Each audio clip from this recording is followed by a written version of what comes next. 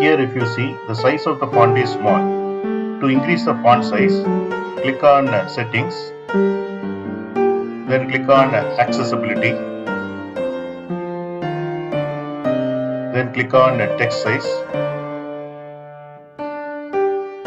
and here you can see the text size, and here you can increase and decrease the font size. Change the font size and click on apply,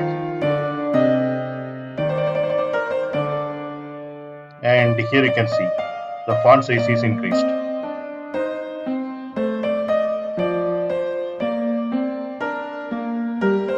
I am increasing more and click on apply, and here you can see the font size is increased. Now I am decreasing the font size, click on apply, and if you notice the font size is decreased.